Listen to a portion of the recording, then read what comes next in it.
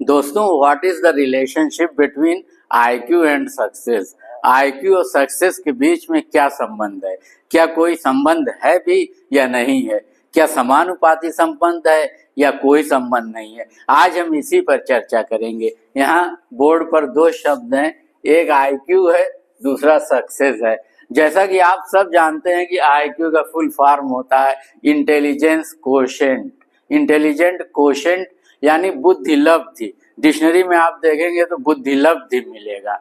वैसे इसको विद्वता की माप भी कह सकते हैं। क्या विद्वता की, ये भी एक अलग प्रश्न है, क्या विद्वता की माप की जा सकती है? कैसे विद्वता की माप की जाएगी? ये इसकी आप माप कैसे करेंगे? और जहां तक सक्सेस की बात है तो सक्सेस तो एक जादुई शब्द है ही है। सक्सेस एक ऐसा इसलिए जादुई शब्द है कि सक्सेस जितना स्वच्छंद शब्द आज तक कोई है ही नहीं। सक्सेस तो किसी की नहीं है। सक्सेस जिसकी है उसकी है, जिसकी नहीं है उसकी नहीं है, लेकिन जिसकी नहीं है उसकी हो सकती है, और जिसकी है उससे सक्सेस जा सकती है। सक्सेस तो काई लगी हुई है, पता नहीं कब किसके पास आती है, कहाँ जाती है, कैसे आती है, क्या नियम है। सारी दुनिया सक्सेस के पीछे ही भाग रही है, सारी दुनिया सक्सेस के पीछे ही भाग रही है। तो इस पर तो हम बहुत चर्चा करते आए हैं। जरा हम आईक्यू से यानी बुद्धि लब्धि से यानी विद्वता की माप से सफलता के संबंध की आज चर्चा करेंगे। लेकिन उसके पहले थोड़ा सा आईक्यू के विषय में बात करते हैं कि इसको अंकों में निर्धारित किया जाता है। माना जाता है कि 80 से नीचे जिनका आईक्यू होता है उनको सामान्य से कम बुद्धि का माना जाता है।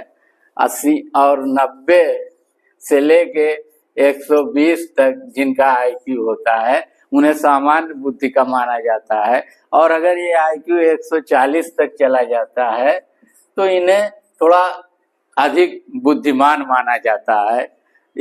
ऐसा माना जाता है। अब कहाँ इसका टेस्ट होता है? मैं समझता हूँ किसी कस्बे में कोई सुविधा नहीं है, और लोअर मिडिल क्लास के लोग, मिडिल क्लास के लोग ये सब जानते भी नहीं है।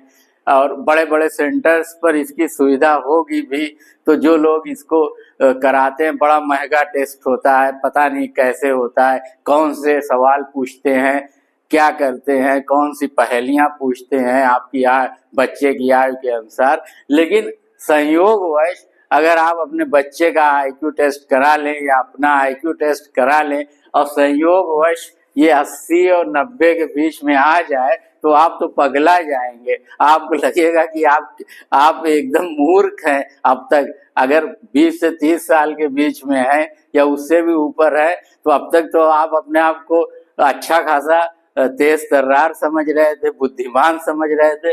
ये आईक्यू टेस्ट अगर 80-90 निकल आया इससे नीचे तो आप तो एकदम से अपने आप को मूर्ख ही समझने लगेंगे। दोस्तों, जो जितने वैज्ञानिक, मैं आपको एक कैटेगरी बताता हूँ। वैज्ञानिक को क्या कहा जाता है? क्या वैज्ञानिकों का, क्या आइंस्टीन है और एडिसन है, न्यूटन है, इन लोगों का आईक्यू बहुत ज्यादा था? पता नहीं। आइंस्टीन का तो भेजा जो है आज भी म्यूजियम में सुरक्षित रखा है, उसका वजन बहुत ज्यादा था, ये माना जाता है। लेकिन मेडिकल साइंस कहती है जिसका दिमाग बहुत बड़ा हो, सर बहुत बड़ा होता है, वो बिल्कुल मूर्ख होता है, मूढ़ होता है, मंद बुद्धि होता है। तो आइंस्टीन का भेजा सबसे बड़ा है, भारी है, तो उसका सर भी बड़ा था। लेकिन आइंस्टीन तो आइंस्टीन ही है, उसके बारे में कुछ कहना। क्या आइंस्टीन का आईक्यू बहुत, आइंस्टीन को कभी वैज्ञानिकों को कभी विद्वान साइंटिस्ट कहा जाता है? नहीं, बड़ा साइंटिस्ट कहा जाता है। मैं नहीं समझता कि वैज्ञानिकों के लिए परिकल्पना आवश्यक है। वो बहुत कल्पनाशील होते हैं, बहुत कल्पनाशील होते हैं, परिकल्पना करते हैं, हाइपोथेसिस करते हैं, नया नया आविष्कार कर देते हैं, तो वो कल्पनाशील होते हैं। जबकि आईक्यू की विशेषता बताई जाती है कि लॉजिक, बहुत लॉजिकल ये लोग होते हैं, डिसीजन मेकर होते हैं, ये सब डिसीजन मेकर होते हैं, यानी निर्णय क्षमता।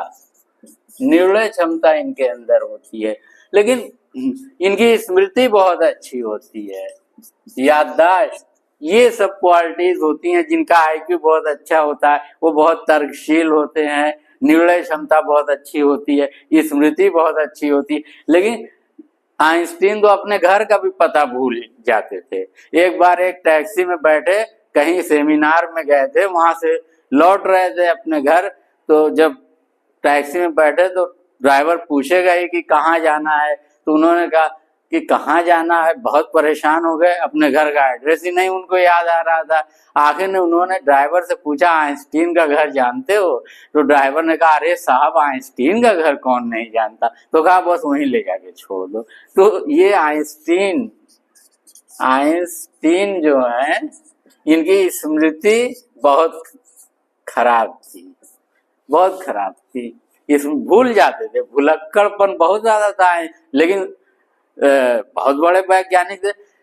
इसी तरीके से दार्शनिक हैं। दार्शनिक की बात करिए, फिलासफर की, दार्शनिक, किसी को बहुत विद्वान दार्शनिक कहा जाता है।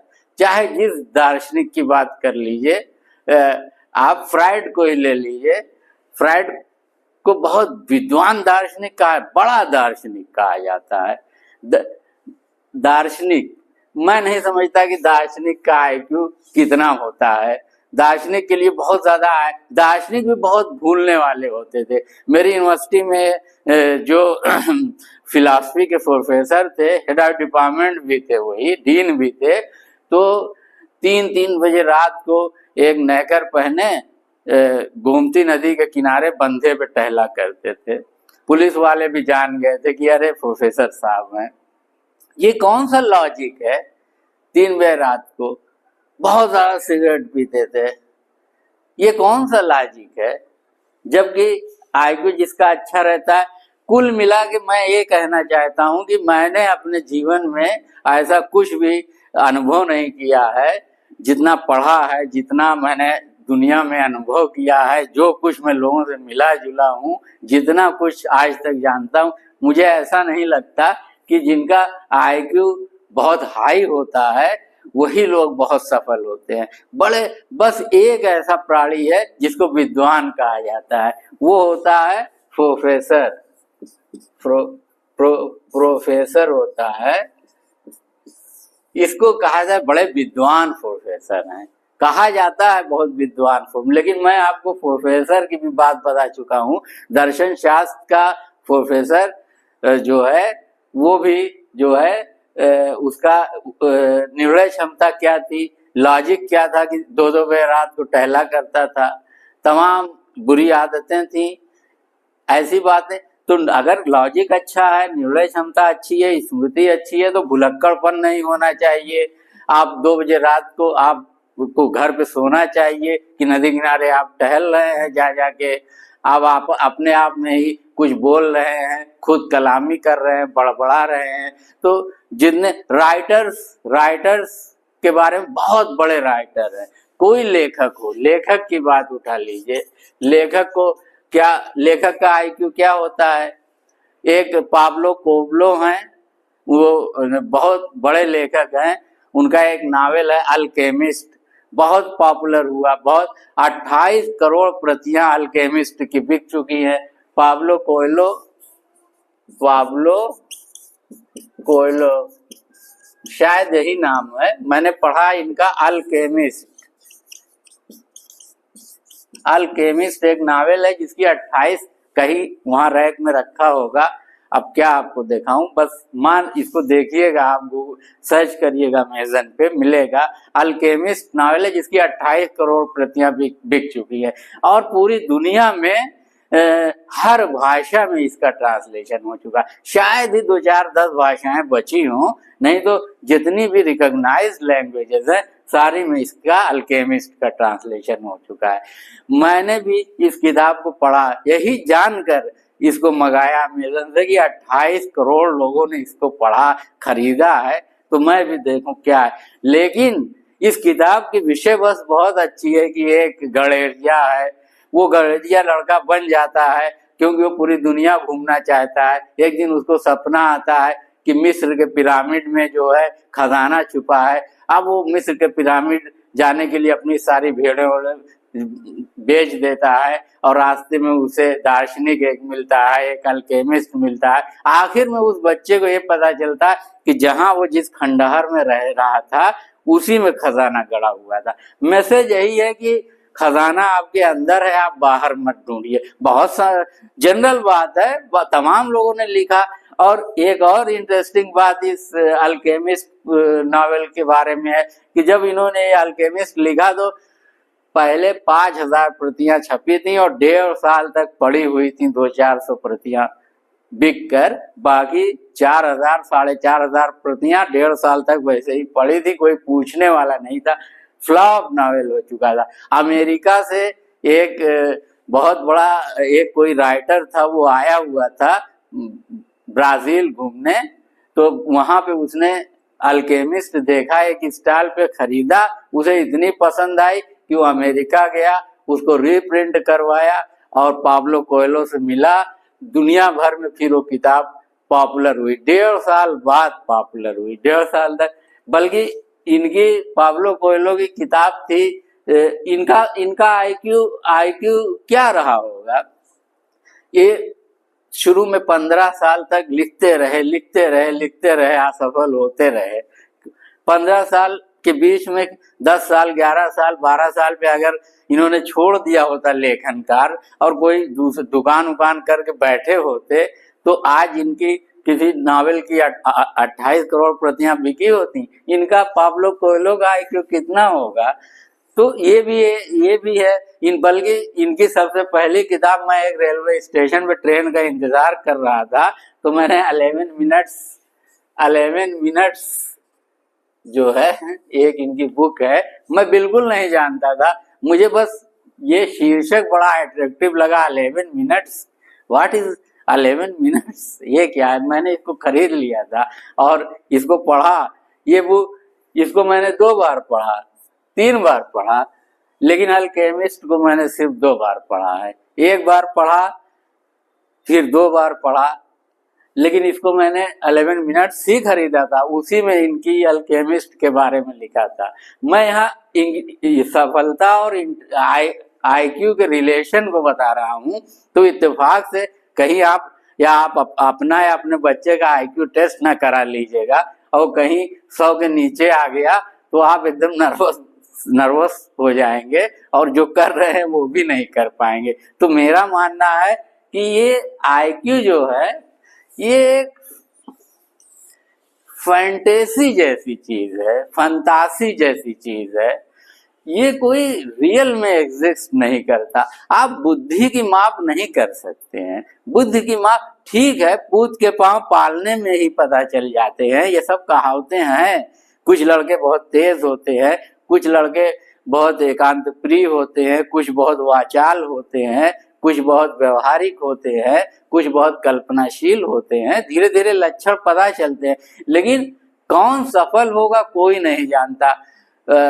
कौन सफल होगा कोई नहीं जानता, कौन नहीं सफल होगा, कौन असफल हो जाएगा कोई नहीं जानता, कौन दुनिया में सितारे की तरह चमकने लगेगा आगे चल के और कौन जो है गुमनामी के अंधेरे में खो जाएगा, ये कोई नहीं जानता। क्योंकि सक्सेस के नियम अलग काम करते हैं और इंटेलिजेंट कोशेंट एक अलग चीज है। बल्कि अगर आपका जब आप आईक्यू टेस्ट कराने जाएंगे तो वैसे ही आप 50% नर्वस रहेंगे कि कहीं ऐसा ना हो यार मेरा आईक्यू कम आ जाए। उस नर्वसनेस में कम आके रहेगा आपका आईक्यू, और जहां कम आया तो आधे नर्वस थे तो पूरे नर्वस हो जाएंगे, पूरा नर्वस ब्रेकडाउन ही आपका हो जाएगा, डिप्रेशन और अवसाद में चले जाएंगे। तो मैं आईक्यू टेस्ट कराने के बिल्कुल ही विरुद्ध हूँ और मैं आईक्यू को एक फैंटेसी से ज्यादा कुछ नहीं मानता, क्योंकि बुद्धि की माप नहीं की जा सकती। और इसका सफलता से क्या रिलेशन है यार, इसका सफलता से क्या रिलेशन है। मेरे क्लासमेट्स बहुत सारे रहे हैं जो मुझे लगता था कि मुझसे ज्यादा बुद्धिमान है, मुझे लगता था कि इनका आईक्यू मुझसे ज्यादा है, लेकिन वो मुझसे ज्यादा सफल नहीं हो पाए। मैं यहाँ कुछ ऐसा नहीं, मैं तुलना के रूप में बता रहा हूँ। या मैं, मेरी बात छोड़ दीजिए, मेरे क्लास में 2 लड़के ऐसे थे, मुझे लगता था कि एक की बुद्धि बहुत कम है और एक के पास ज्यादा बुद्धि है, और उसका नंबर भी कम आता था, और वो बहुत प्रतिभाशाली था, उसका नंबर, वो आज कुछ नहीं कर पाया, 4 बार आईएएस का इंटरव्यू दिया, फेल हो गया। एक सेल्फ फाइनेंस के डिग्री कॉलेज में पढ़ाता है, और एक जो है वो इंटर कॉलेज में लेक्चरर हो गया, पीजीटी का कंपटीशन पास करके, और उसका ग्रेड इतना है कि उसकी तनख्वाह 1.25 लाख से ज्यादा ही है, और वो बेचारा जो है एक सेल्फ फाइनेंस के कॉलेज में पढ़ा रहा है, बहुत ज्यादा नॉलेज उसको है, विद्वान है, सब कुछ है, लेकिन क्या करेंगे, ये दुनिया का दस्तूर, सफलता का दस्तूर ही बड़ा ही क्रूर और निर्दयी है। ये किसी के साथ रहम नहीं करता है, इसके नियम जो हैं उन नियमों पर चलना पड़ता है। आईक्यू काम ही नहीं करता, बुद्धि लब्धि, बुद्धिमत्ता की माप, इंटेलिजेंट कोशेंट, इंटेलिजेंस की मात्रा, ये सब काउंट ही नहीं करती। अच्छे इसमें बह जाते हैं। काउंट जो चीजें करती हैं सक्सेस के लिए वो दूसरी है। वो मेरे कई वीडियोस बना के रखे हैं कि कीज टू सक्सेस, और कितनी सक्सेस की क्या क्या क्वालिटीज होती है, सक्सेस के लाज क्या क्या है, वो सब वीडियोस, इस वीडियो के लास्ट में एंड स्क्रीन पे आप देखिएगा तो ऐसे वीडियोस लगे हुए हैं जो आपको बताएंगे कि सक्सेस के अलग नियम ही है, वो बिल्कुल आईक्यू से रिलेटेड नहीं है। एडिसन को तो स्कूल वालों ने वापस भेज दिया था जब वो प्राइमरी में था कि ले जाइए अपने बच्चे को, ये मंदबुद्धि बालक है, हम इसे पढ़ा नहीं सकते। उसके बाद उसकी माँ ने घर और पर ही पढ़ाया। उसके बाद कितना संघर्ष उसने किया, ये कोई नहीं जानता कि एडिसन ने कितना संघर्ष किया, कितना असफल हुआ, और उस असफलता के पीरियड में अपने आप को कैसे संभाला, डिप्रेशन में नहीं गया, एंजाइटी नहीं हुई, कैसे अपने आप को संभाल के रखा, और तब उसने बल्ब का आविष्कार किया। बस दुनिया यही जानती है कि एडिसन ने इलेक्ट्रिसिटी का आविष्कार कर दिया। एडिसन तो खुद कहता था, एक प्रदर्शनी लगाई थी हाई स्कूल और इंटर के बच्चों ने, तो उस प्रदर्शनी में एक जो स्टॉल था वो इलेक्ट्रिसिटी का भी था, उस पर ढेरों इलेक्ट्रिक के तरह तरह के इंस्ट्रूमेंट रखे हुए थे। तो एक बूढ़ा आदमी टहलता हुआ आया उस एग्जीबिशन में और वहां रुक गया, और उसने एक बच्चे से पूछा कि बेटा व्हाट इज इलेक्ट्रिसिटी, बिजली क्या है? तो उसने कहा बिजली, बिजली है, देखिए बिजली लगा दिया, इससे बल्ब जल गया, ये बिजली है। और एडिसन, थॉमस एल्वा एडिसन ने इसका इन्वेंशन किया था। तो उसने कहा नहीं नहीं, मैं ये नहीं पूछ रहा हूँ किसने इन्वेंशन किया था और कहाँ तार लगा दिया जल, मैं पूछ रहा हूँ कि व्हाट इज इलेक्ट्रिसिटी, इलेक्ट्रिसिटी है क्या? उसके बाद उसने कहा मेरी समझ में नहीं आ रहा, मैं अपने क्लास टीचर को बुला लाता हूँ। क्लास टीचर भी कुछ बताता रहा कि इसमें इलेक्ट्रॉन प्रवाहित होते हैं, ये होता है, वो अदृश्य होते हैं, ऐसा। उसने कहा नहीं नहीं, इलेक्ट्रॉन वगैरह नहीं, इलेक्ट्रिसिटी के बारे में भाई बताओ, व्हाट इज इलेक्ट्रिसिटी, बिजली क्या है? बिजली, कहा भाई बात नहीं है, मेरी समझ में नहीं आ रहा, मैं प्रिंसिपल को अपने बुला लाता हूँ। प्रिंसिपल आए, उन्होंने भी दुनिया भर का उसमें सिद्धांत बताया कि ऐसे काम करती है, अल्टरनेटिव होती है, एसी करंट होता है, डीसी करंट होता है। उसने कहा मैं ये टाइप्स ऑफ करंट वरंट नहीं पूछ रहा हूँ, मैं पूछ रहा हूँ व्हाट इज इलेक्ट्रिसिटी, बिजली क्या है? तो प्रिंसिपल साहब भी थक हार गए, कहा आप ही बता दीजिए फिर बिजली क्या है, हम लोग अब इससे ज्यादा नहीं जानते। तो उसने कहा कि मैं एडिसन हूँ और मैं भी नहीं जानता कि बिजली क्या है, I am Edison and I don't know what is electricity. जिसने इन्वेंशन किया इलेक्ट्रिसिटी का वही कह रहा है कि मैं नहीं जानता इलेक्ट्रिसिटी क्या है।